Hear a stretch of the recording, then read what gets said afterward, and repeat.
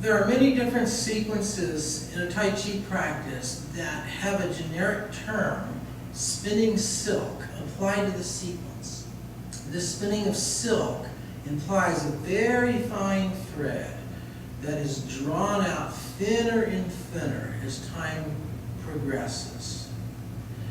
When we think of spinning silk in a Tai Chi practice, we relate it to three basic elements. We relate it to the continuity of the movement. We relate it to the continuity of the flow of breath. And we relate the idea of a silken thread to the continuity of our mental focus as we work. So any pattern, in a sense, can be described as a silk spinning pattern, because any sequence that we do in Tai Chi really depends upon having a smooth, fluid chain of action, a steady supply of breath, which is a source of energy, and a steady, sustained mental focus. Those are the three elements that come together to create a state of balance as we practice Tai Chi. So for this sequence, we're going to be combining a couple of the basic elements that we learned in our 8 treasures sequence with some footwork that we developed in our beginning sequence. The footwork is the pattern where we shift the weight, turn the foot out, rock forward and back.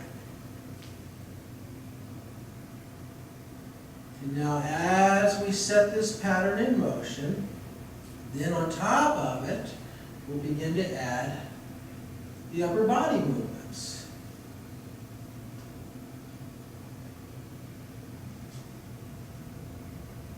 So we want to circle. Then here, as the weight shifts to one side, turn the hip, turn the upper body, which brings the hands around, then rock forward. Then come up and around. As the weight comes to one side, turn the hip, turn the upper body, bring the hands around, rock forward, and continue. Breathe in, breathe out. Feel the movement coming up from the ground. So feel the action of the legs and hips and how they drive and feed the movement in the upper body, just as we practiced in our 8 treasures exercise. Recall from the 8 treasures that we relate the center of balance in the hip to the palms of the hands, so that the movement of the palms of the hands is reflecting the movement and behavior of our center of balance. And that creates an integrated effect in our bodies as we move. Now we have a couple of variations that we can play on this pattern. This pattern is a little bit like washing a window. We can turn the palms up and create a cradle shape in our hands as we make the circle, and then turn and press. So we call this the cradle form. Stay soft, stay heavy in the elbows. Breathe rhythmically. Be conscious of the posture.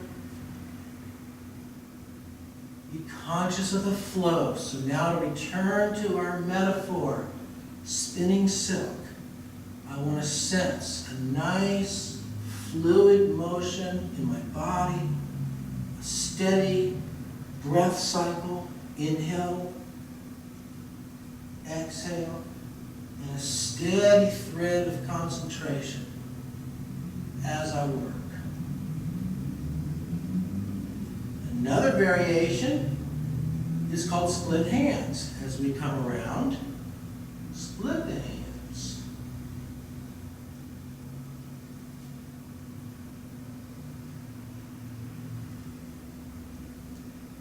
Each of these variations challenges us in slightly different ways. Each variation puts a slightly different stress in our balance. And with each moment of the movement, we must maintain balance in the body. And And so by changing the pattern, even in a very subtle way, we are able to access a diverse range of different ways of training the body.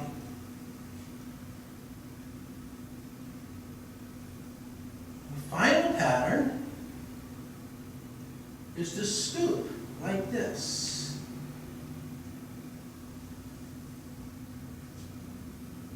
And the trick to this is to keep the arms in motion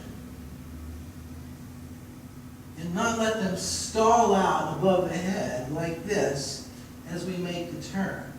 So see if over time, as you're turning, you can let the arms fall. Breathe in, breathe out.